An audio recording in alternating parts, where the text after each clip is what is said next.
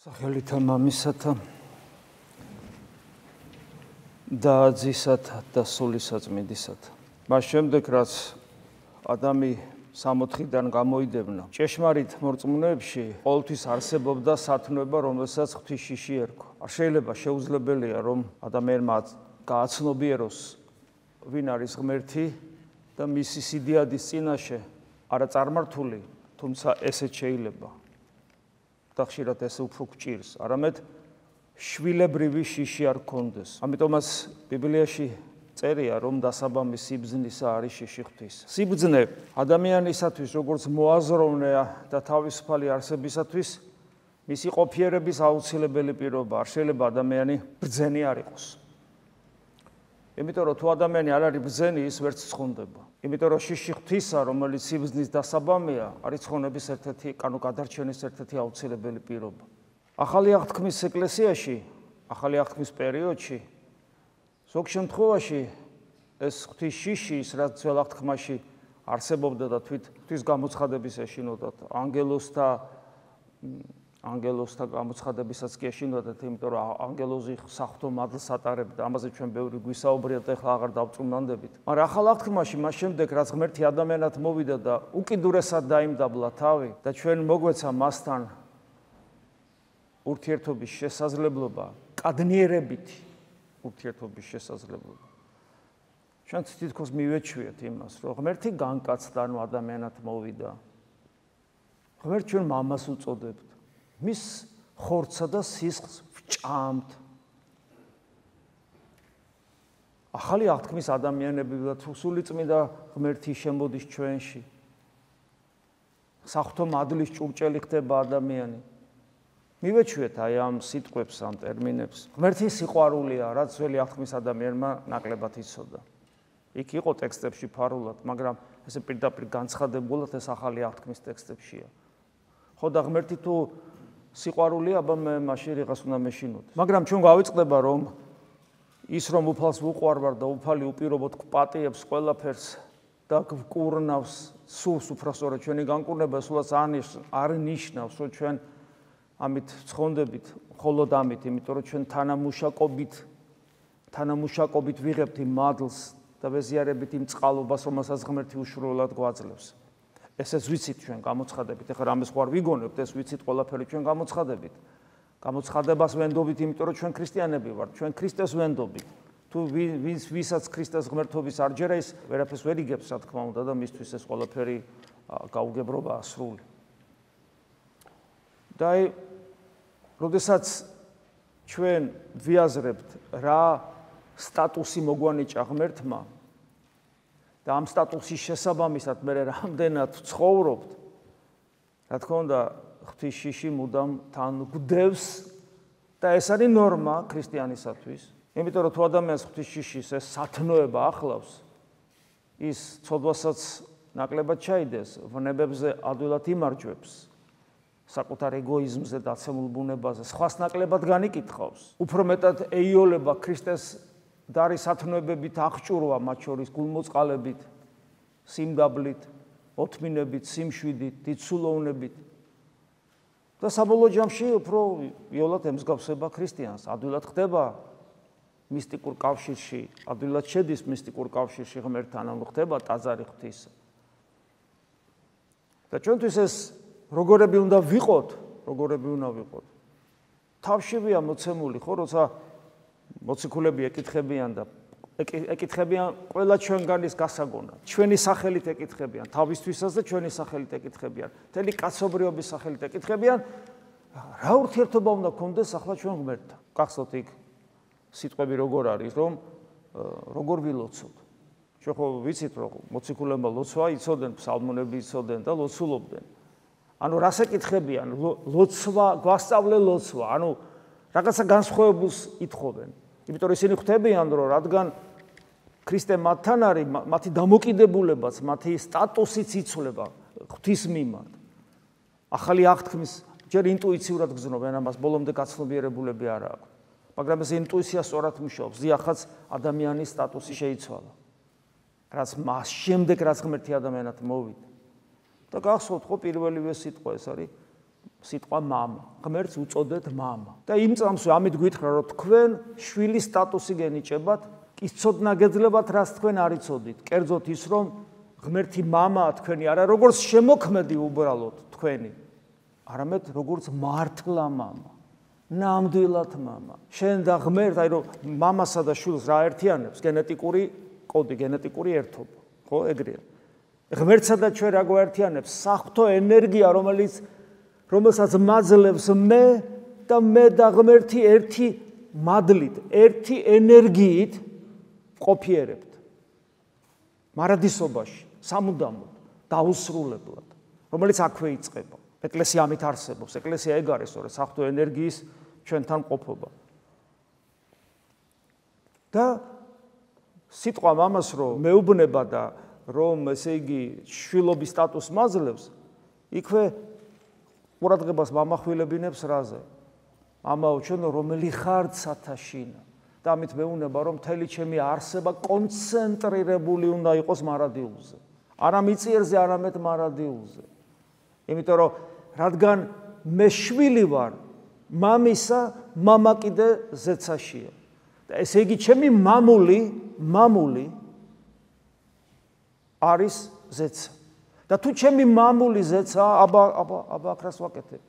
აქ ვარ მოვლენილი იმისთვის, რომ ჩემი მოაზროვნეობით და ჩემი თვით უფლებრიობით, ანუ თავისუფლებით ცხოვრების წესით ვაჩვენო, რომ მე მინდა ვიყო შვილი ზეცისა, მამისა და შესაბამისად ზეცის მოქალაქე.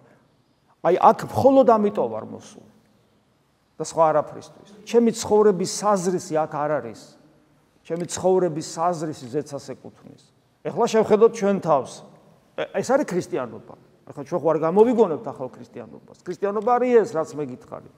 მე გითხარით რას ნიშნავს, რაც გამოცხადებით მოგვეცა. ეხლა ამის ფონზე საკუთარ თავს თუ შევხედავთ, მოდიდან უშეგეშინდება, იმიტომ რომ ჩვენ ასე არ ცხოვრობთ, ჩვენ ასე არ ვიქცევით, ჩვენ ასე არ ვრეალიზდებით, ასე არ ვყოფიერებთ, ჩვენს მოაზროვნეობას და ჩვენს თავისუფლებას, თვითუფლებრიობას ასე არ ვიყენებთ.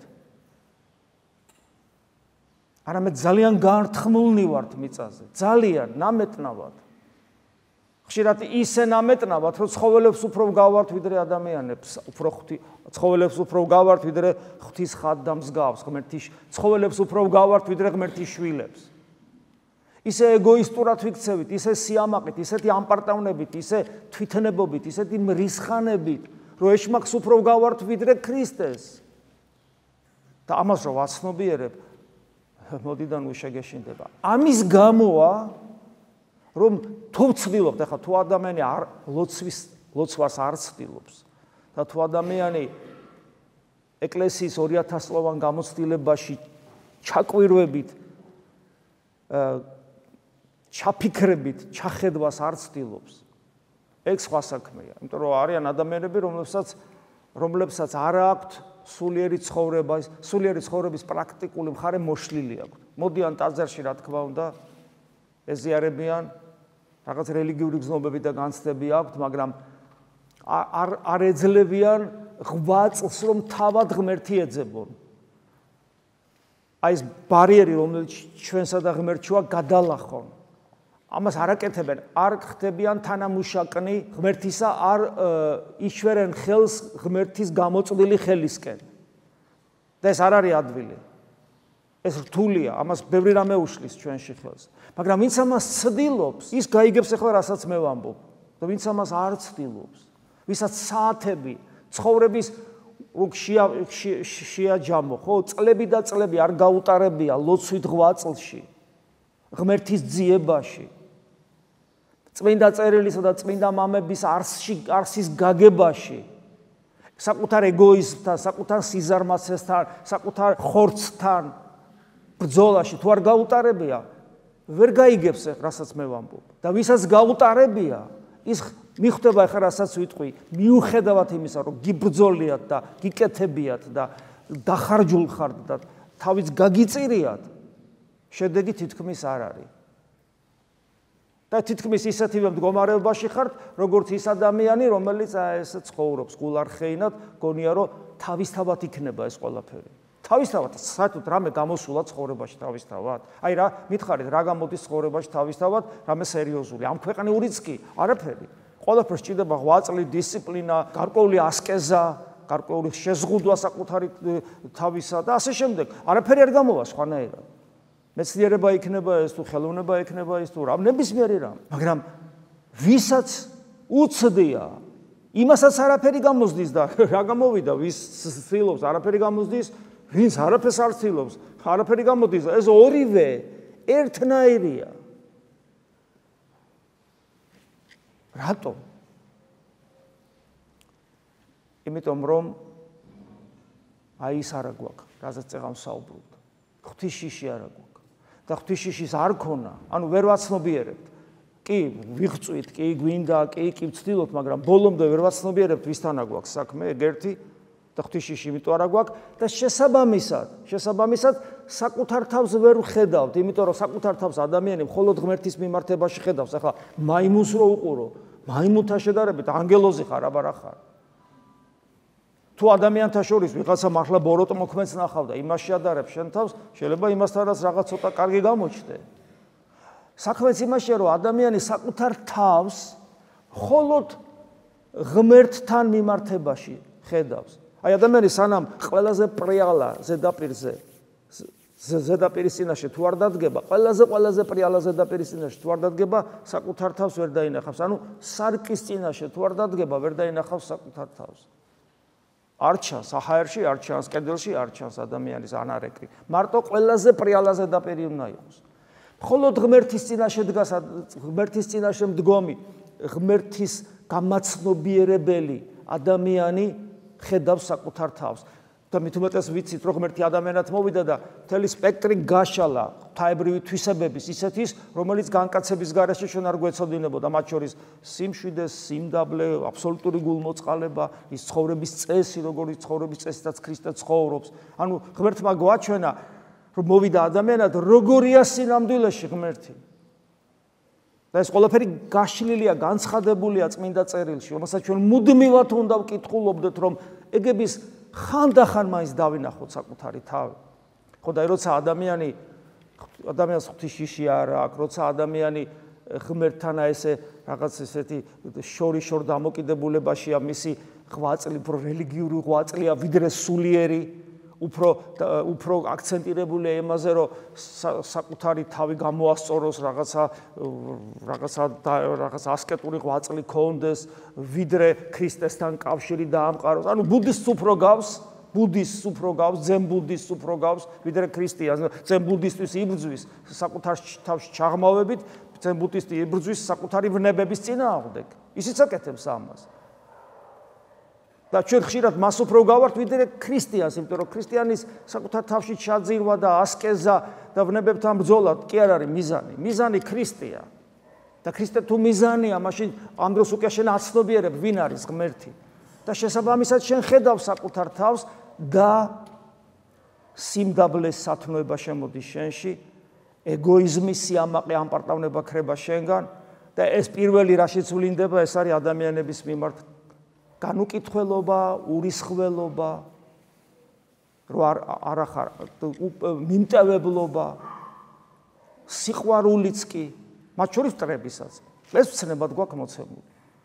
აი ეს რომ არ არის ბუნებრივია და რო აცნობიერებ საკუთარ თავს ეს რო არა გაქვს, კიდევ ერთხელ წამოტივტივდება ჩვენში ის სათნოება, რომელსაც ღვთისშიში ქვია, რომელიც გვეხმარება, რომ ეს ყველაფერი ჩვენში დაბრუნდეს, ან მოვიდეს, გამყარდეს, ფესვები გაიდგას და ნამდვილ ქრისტიანს დავემსგავს. თუ არა და მაშინ აგე მათეს სახარებაში არ აღმოვიკითხეთ დღეს და ეს უფალი მათ რო ეუნება, ამით ხო ჩვენ გვეუნება. იმიტომ რომ ჩვენ დღეს ვართ ისრაელი. ვინ არის ისრაელი? ისრაელი არის მართლმადიდებელი ეკლესიის წევრნი, არიან ისრაელი. ღვთისმშეული ერი, მოციქულთა სწავლებაზე დაფუძნებული.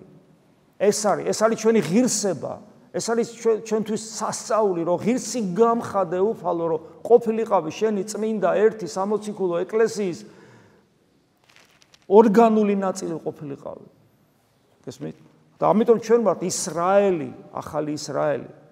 ხო და აინახეთ რას ამბობს, მრავალი მზის აღმოსავლით და დასავლით მოვიდოდიან, ინახი იდგმიდან, ანუ დაჯდებოდნენ სუფრაზე ა ブラ ამისთანა, ისააკისთანა და იაკობისთანა, იმიტომ რომ მე ვარ ღმერთი ა ブラ ამისა, ისააკისა და იაკობისა, მრავალი მოვლენ სასუფეველსაც ათასა, ხოლო ძენი იგი სასუფევლისანი განითხნინენ ბნელს ამას გარესკნელსა მუნიყოს ტირილი და ყჭენა კბილთა. აი რომ გონია რომ აი აქ ახარ და მოკლედ გადარჩენილი ხარ, ეს სიტყვები ჩვენთვის არის დაწერილი, რომ არ გეგონოს, არ იყო დარწმუნებული და შესაბამისად გქონდეს მუდამ შიში ღვთისა, რომ ემანდ გარეთ არ აღმოჩნდე.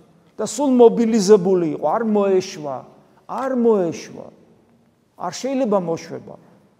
სანამ ცოცხლები ვართ, სანამ ხორცში ვართ, მოშვება არ შეიძლება. იმიტომ რომ აი მე რომელთა მიმართ ეპისტოლეში დღეს გვეუბნებოდა პავლე მოციქული, რომ ჩვენ ცოდვაში ვიყავით, სანამ უღმერთოდ ცხოვრობდით. და როცა გავაცნობიერეთ, ცოდვა რა არის, ღმერთს დაცილებულობა. როცა რწმენა მოვიდა და გავიხედეთ ქრისტესკენ, ცოდვისგან ჩვენი გათავისუფლება ხდება. და პავლე მოციქული ამას ამბობს, ცოდვისგან თავდახსნილი სიმართლეს დაემონეთ. ანუ თუ შენ მართლა გამოხვედი უღმერთობიდან და მოხვედი ეკლესიაში, მაშინ სიმართლეს უნდა დაემონო. და ვინ არის სიმართლე? სიმართლე ერთადერთია, ღმერთიას მე ვარ ჭეშმარიტება, ქრისტე ამბობს. სხვა სიმართლე არ არის. სიმართლე რას ნიშნავს? ეს არის გონიერი და თავისუფალი არსების იმპერატიული განაცხადი, რომ მე ვარ მართალი. ეხლა ხო გესმით? რამდენი მილიარდი კაცი ცხოვრობს, რამდენს უცხოვრია და კიდე რამდენი იცხოვრებს და ახლობით 100 მილიარდს უცხოვრიაო ამბობენ დედამიწაზე. ანგელოზების თვითუფლებრივნი, ანუ თავისუფალნი და გონიერნი არიან და გამოდის რომ მილიარდობით სიმართლე არსებობს და მილიარდობით სიმართლე რა ის არის მრავალღმერთიანობის პანთეონი ხო არ არის? ჩვენ ხო ვიცით რომ ერთია ღმერთი და ერთია ჭეშმარიტება. შესაბამისად ერთია სიმართლე. და სიმართლეს დაემონენ ნიშნავს, რომ ეს იყო ღმერთის სიმართლე გაიგო და მას დაემორჩილო იყავნება შენი. თქვენი ხორცის უძლურების გამო მსჯელობ, ასევე პავლე მოციქული აგზელებს, როგორც კაცი მსჯელო, ადამიანები მსჯელობენო, აი ხლა ისევ იმსჯელებო და რას გვეუბნება? მსგავსად იმისა, როგორც უსჯულოებისათვის დაუმონეთ თქვენი ასოები, ანუ სხეულის ნაწილები უწმინდურებას და უსჯულოებას, ანუ გახსოვთო უღმერთოები რო იყავით. გახსოვთ მაშინ თქვენ ხორცს, რომელიც ინსტრუმენტია სულისა, რაში იყენებდით. ახლა როცა მოექეცით, სიწმინდისთვის დაუმონეთ ისინი ვის სიმართლეს, ანუ ქრისტეს.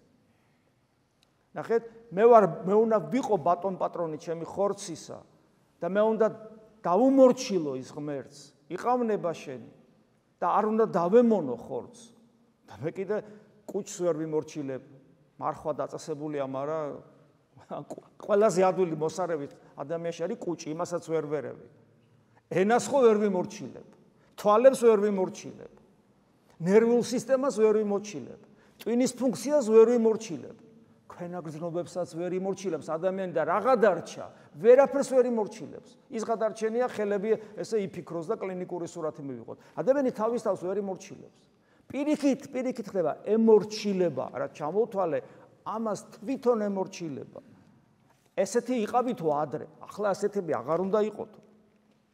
ვინაიდან როცა ცოდვის მონები იყავით, თავისუფალი იყავით სიმართლისგან. რა საშინელებაა. თავისუფალი სიმართლისგან ნიშნავს ქრისტესგან თავისუფალი, ანუ განდგომილი ქრისტესაგან. და ეს ამის ლუსტრაცია, მე ქრისტესთან ვარ თუ ქრისტეს გარეშე ვარ, ამის ლუსტრაცია ხდება ჩემს ქმედებებში, რომელსაც უნდა ვხედავდე, ჩემს სიტყვაში და რა თქმა უნდა დახვეწილ მდგომარეობაში, როცა გადადის დახვეწილ ქრისტიანულ ბრძოლაში, როცა გადადის ადამიანი, გულის სიტყვაში, გულის სიტყვის გაკონტროლებაში, როცა გულის სიტყვის დონეზე გძნობ, აჰა, შემოვიდა ბოროტი. და იქვე თავს უჭეჭყავ. თორე იმას თუ თავს არ გაუჭეჭყავ, აუცილებლად დაიღრება, გადმოიღრება თვალში, ენაში, სიტყვაში და მერე ქმედებაში. და მერე პავლე მოციქული კითხვას სვავს, კი მაგრამ გახსოვთო რა იყო მაშინ თქვენი ნაყოფი, როცა უღმერთოდ ცხოვრობდით. და მერე გვეუბნება რომ იცით რა იყო, რისიც ამჟამად გრცხვენიათ და აი ახლა ვიკითხოთ ჩვენ რამდენად გრცხვენია ჩვენი უღმერთო წარსულის. იმიტომ რომ მე ძალიან ბევრი მაგალითი ვიცი. როდესაც ადამიანს არ ცხვენია, თავისი უღმერთო წარსულის. პირიქით, რაღაც მომენტი რო ჩაუვარდება, ძალიან ისე იხსენებს კიდევაც. აი ესე იყო, ისე იყო. ია ეცინება ამაზე. საამაყოდ ყვება. არც ხვენია. ხო აი რაღაცას უჩაიდენ და ისე ხვენია, რომ საკუთარ თავსაც არ უწყდება. ასე უნდა ვიყოთ და ჩვენ არა ვართ ასე. პავლე დარწმუნებულია, ჩვენ გვენდობა, პავლე გვეუბნება, თქვენ ხო ეხლა ცხენია თქვენი უღმერთო წარსულის. ცხენია რომ. და მე გვეუბნება, რომ ეს სიცხილი აუცილებელია. რატო? იმიტომ რომ აი ამ მდგომარეობის რაც მაშინ ჰქონდათ, მისი დასასრული არის სიკვდილი და სიკვდილი არა უბრალოდ ხორციელი. ამაზე გუშინაც გესაუბრებ. ჩვენ მარტო ხორციელ სიკვდილს ხო არ უწოდებთ სიკვდილს, სიკვდილის სულიერი, ანუ ღმერთის დაკარგვა. ხოლო ამჟამად, როცა ცოდვისაგან გათავისუფლდით და კითხვა კიდევ საკუთარ თავთან. ნახე, პავლე როგორც მომხდარ ფაქტზე ისე მსჯელობს. ამჟამად, როცა ცოდვისაგან გათავისუფლდი და კითხვა მიჩნდება, გათავისუფლდი ცოდვისგან. იმიტომ რომ ცოდვისგან გათავისუფლება ნიშნავს, რომ ქრისტესთან უმჭიდროესი კავშირი მაქვს და არა მაქვს ეს კავშირი ქრისტესთან უმჭიდროესი. არა მაქვს ვლოცულობ და ვერ ვარღვევ ჩემ დაცემულ ბუნებას და ვერ ვჭორეთ მას ჩემში, იმიტომ რომ უფალი მეუნება, რომ მე ვისაც ვუყვარ ვარ, მე შემოვალ ამ ადამიანში და მამასთან ერთად და სულიწმინდასთან ერთად და ვერ ვხედავ ჩემში ღმერთს და ესე იგი არა ვარ თავისუფალი ცოდვისგან. ამიტომაც არის, რომ ეკლესიური კი ვარ და შეიძლება აი ღვდელიც ვარ, მაგრამ რაღაც ექსტრემალურ სიტუაციებში არ ვავლენ თავს როგორც ქრისტიანი, არამედ როგორც არაქრისტიანი ისევ მოქმედებ, ისევ მეტყველებ, ისევ ვიყურები, ისეთი განცდა მაქვს. ვერ ვიმორჩილებ ჩემს ეგოიზმს, ჩემს ანგარებას, ჩემს ბრისხანებას, დეპრესიაში ვარდები, მოწყენილობაში, რწმენა მეკარგება, ეჭვი მიპყრობს, რამდენი რამე აქვს ადამიანს და სადღარ შენში ღმერთი თუა, ასე რატო გემართება? და როგორც მოცემულობას ამბობს, როგორც ფაქტს, რომ ესე იგი ცოდვისაგან გათავისუფლდით და მე ჩემ თავს უყურებ და ვერ ვარ თავისუფალი ცოდვისაგან, მე როგორც მოცემულობას ამბობს, რომ ღმერთს დაემონეთ, ანუ ღვთისნების უპირობო აღსრულებელი ხარ და ვერა ვარ უპირობო აღსრულებელი, ვერა ვარ. და თლათ ისეთ რამეს ამბობს, რომ აი და თქვენი ნაყოფი, თქვენი ცხოვრების ნაყოფი არის სიწმინდე და ეხლა ხო ხვდებით, რომ აბა სად ჩვენ და სად სიწმინდე. სად ჩვენ და სად სიწმინდე და არა და ამ დროს პავლე მოციქული ვიღაცებზე კი არ საუბრობს, აი რაღაცა იდეალურ ადამიანებზე, არა. პავლე მოციქული რომში ცხოვრებ ქრისტიანებს ესაუბრება, პავლე მოციქული საუბრობს ჩვეულებრივ ქრისტიანებზე და ამით გვეუბნება, რომ ჩვეულებრივი ანუ ნორმაა ქრისტიანისათვის, რომ ნაყოფად გქონდეს სიწმინდე, წმინდა იყოს თავის ცხოვრების წესი. ხოლო ამ ნაყოფი ხო სიწმინდეა ახლა, ხოლო დასასრული თქვენი 8 წლისა საუკუნო, ანუ მარადიული სიცოცხლე, რომელიც ჩვენ არ ვიცით რა არის. ეს არის ის, რომელიც არც თვალს უხილავს, არც ყურს მენია, არც გულს შეხებია. ეს არის გონება მიუწვდომელი ამ ეტაპზე, ჩვენთვის გონება მიუწვდომელი სიხარული. ჩვენ ეს არ ვიცით რა არის, მაგრამ ეს იქნება. ეს იქნება გარდაცვალების მერე. ეს იქნება. უნდა მოვითმინოთ, უნდა დავითმინოთ, უნდა საკუთარ თავს შემოუძახოთ, გესმით, არ უნდა მოვდუნდეთ, არ უნდა ჩავიმუხლოთ, არ უნდა დაგვეძინოს. Რაღაც დაგვრჩა. Რაღაც განა რამდენი ხანია ვიცხოვრობ. და მე კვლავ გვახსენებს, ცოდვის საზღაური არის სიკვდილი. ცოდვა ღვთისნების საწინააღმდეგო ცხოვრება, ღვთისნების საწინააღმდეგო სიტყვა, ღვთისნების საწინააღმდეგო განზრახვა, ყველაფერი ეს არის ცოდვა და ამის საზღაური სიკვდილია, მარადიული სიკვდილი, ღმერთის დაკარგვა. გესმით, აი ეს ხოლო ღვთის მადლი კიდე საუკუნო სიცოცხლეა ჩვენი უფლის იესო ქრისტეს მიერ. ასე რომ დღეს კიდევ ერთხელ, როგორც ხშირად ვამბობთ ხოლმე, ეკლესია იმ საკითხავების მიერ, წმინდა წერილის იმ საკითხავების მიერ, რომელსაც გვაწვდის, კიდევ ერთხელ გვაფხიზლებს, კიდევ ერთხელ გვაჩვენებს თუ რა არის ჭეშმარიტი ჭეშმარიტი ქრისტიანული ცხოვრება, როგორ უნდა ვცხოვრობდეთ, როგორ უნდა ვფიქრობდეთ, როგორ უნდა ვყოფიერებდეთ და შესაბამისად ვფიქრობ, რომ არა მარტო თეორიულად გვაძლევს აი ამ ცოდნას, არამედ მადლის მიერ ჩვენ გულსაც ეხება და გვეხმარება, რომ აქედან გასულები ცოტა სხვანაირები ვიყოთ, ვიდრე შემოვედით და აი ასე ყოველი წირვის მერე თუ ჩვენ სხვანაირები ვიქნებით და ამ სხვანაირობას თუ ჩვენ არ დავკარგავთ, დაიწყება ნელ-ნელა ჩვენი სულიერის და ქრისტე იესოში. ამინ, რა ჩვენი მარადიული სიცოცხლის საწინდარი იქნება. ამინ. მადლი უფლისა ჩვენისა იესო ქრისტეს და სიყვარული ღვთისა და მამისა და ზიარება სულისა წმინდისა იყოს თქვენ ყოველთა თანა. ამინ.